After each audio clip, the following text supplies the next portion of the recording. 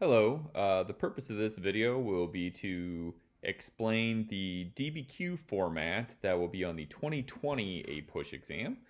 Um, a lot of this stuff will be very similar to the DBQ material I would say in a typical year, but some of it has been modified for the new format. So I'm going to go through the steps, and over the next few weeks, I hope to get several documents out there, document-based questions out there, and we will outline them and maybe write a few. Okay, so watch the video and please contact me with any questions. Okay, so this is the instructions on how to write a DBQ for 2020 in the coronavirus pandemic. Really keep calm and analyze documents. So the new DBQ for this year will only be 45 minutes long, rather than typically where we have 55 minutes. It will be online and typed out. It is open note, but more about that in a little bit. You will only have to utilize 5 documents, not 7. And my advice is always to try to analyze them all. You really, for the full rubric, need 4 out of 4. The other big change is in the past, you only had 1 point of outside information. Now you need to have 2. And my number one advice is to have a plan. So good news is the plan has been made for you. An outline is really critical because it saves your time, and I suggest that you use this plan. It has been streamlined to get you points, and it will work. Okay, so as always, we want a hot intro, a historic overview, and a thorough thesis. We need to have 3 body points. In those body points, you need to plan out what documents you are going to use, and it should have a common theme, and also what sort of outside information that you could use. Now, keep in mind, since we have 5 documents, you could conceivably make a 3rd body point, which is just outside information for this year. Then the conclusion, you will have a stop conclusion, restate the thesis, go for complexity, more on that. All right, so the historic overview, think of it like the Star Wars movies. Star Wars movies always start with all of the background information you need to know. This is not optional. It is the easiest point to gain, and the first few sentences is where to do it.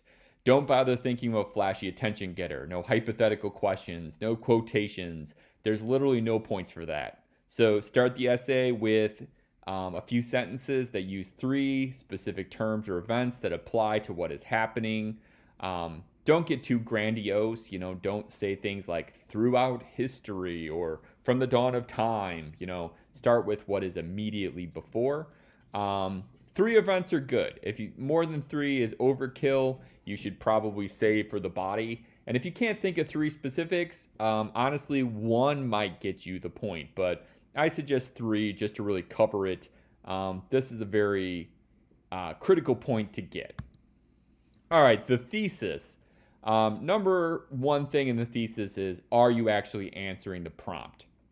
A thorough thesis can be several sentences.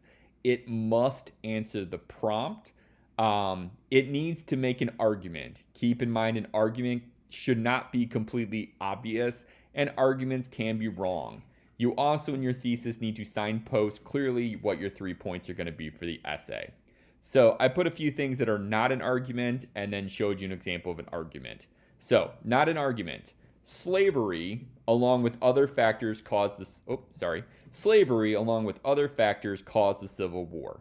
While there might be a few people that argue about this, for the most part, nah. Right? Like, people are going to be like, yeah, slavery caused the Civil War. Fine. That's not really an argument. Okay?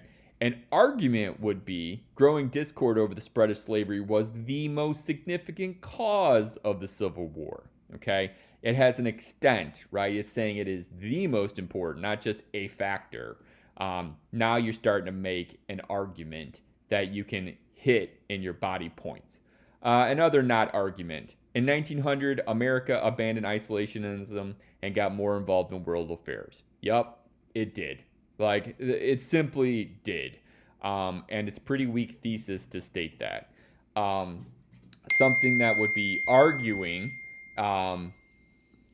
would be Sorry about that. America got more involved in the 1900s because it was seeking to compete with European imperialism and had completed manifest destiny. Hold on a second.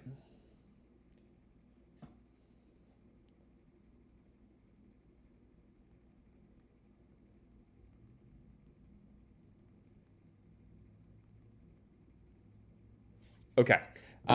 So the thesis, make sure you're identifying the skill. You do both parts of the skill.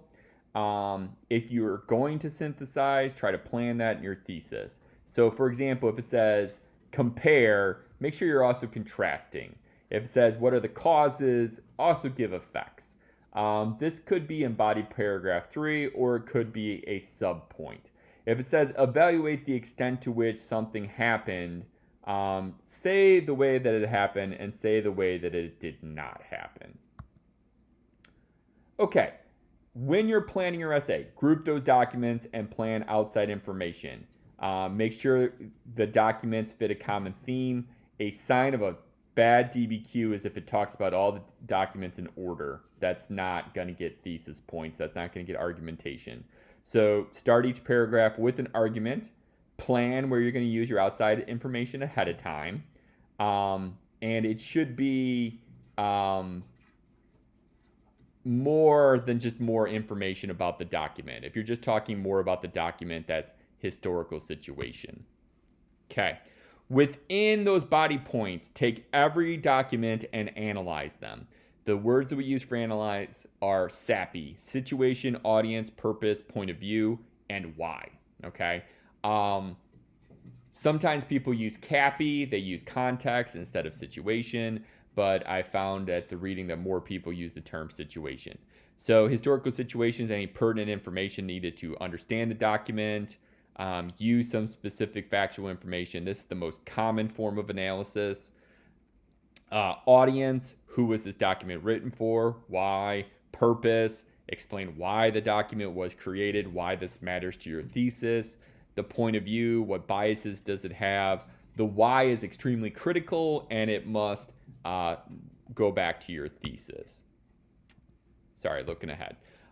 In the conclusion, make sure that you restate your thesis. And yes, that's redundant, but make sure that you answer the question the prompt actually asked, that you're not just answering the question that you wanted it to be. Okay, so I highly recommend at this time you go back, you look at your thesis statement, and you make sure it matches the question and answers all parts of it. Then, once that is all done, now it is time to go for complexity, where you can synthesize to other places, or you could modify your argument. So this is a very difficult point, and honestly, if you don't get to it, don't stress. Because the complexity point is like a unicorn. It is rare and almost mythical. Chances are you will not get it. 98% or something of AP test takers do not get the complexity point. Ideally, if you're going for it, try to set it up in your intro as part of the thesis. Don't let the chase for the unicorn detract from your plan and writing time. You know, if something hits you, use it. But if you're not finding that right away, don't worry about it. If you have the time and you're inspired to do so, go for it. But don't let it detract from the rest of your essay. Some final tips. Time is of the essence. You don't have time to mess around, especially with 45 minutes. You need to read, you need to plan, then you need to get writing. You should utilize every moment of your time that you can writing. Plan first, write second. Honestly, you'll be faster that way. Use the outline, historic overview, thorough thesis, 3 body points, restate thesis, other perspective. I would have that written out ahead of me, and I would know that that's what I'm following. And then as I read, I figure out where I'm going to group my documents and go that way. Make arguments everywhere. Make sure you're explaining why these documents fit back to your argument. Make sure that you are making arguments that could be wrong, okay? Use the language. If you're talking about the purpose, say the purpose of this document. The context, the audience, use those terms. Don't make the reader guess. Spelling and grammar really do not matter, so don't spend a lot of time proofreading for that. Just keep writing. Use last name for authors and historical figures. His name's not Abe, it's President Lincoln. So make sure you're, utilizing that. You don't really have time to be fancy. Stick to your analysis, stick to making arguments, no hypothetical questions, no personal narratives. We don't care. The reader doesn't care. Number 9. Now, it is open note, but will you really have time? I don't think that you will in a 45-minute DBQ. I suggest maybe bullet points for periods to kind of refresh your memory. But if it's something you don't know, then you don't know it. You're not going to have time to Google every document and look them up. Like, that's just really not practical. Now, if there's one point of outside information you think is really good, but you can't think of it, and you want to look up that specific point, go for it, but you have to be super fast with that. So I think that if you're thinking you're going to sit there with your whole notebook or your whole book and you're just going to try to use that, you're going to be underwater. You need to have that, a real quick sketch, and you need to get writing. I know it's stressful, but every person is in the same boat, 45-minute DBQ. In some ways, I think we're ahead of the game because I start with DBQs rather than saving towards the end. But stay calm, stick to the plan, show what you know. I'm sure the question is going to have to be pretty vague since they're only asking one question to cover all your knowledge of AP history. So that's my advice for the new DBQ. I believe we can do this. We'll be working the next couple weeks to get ready.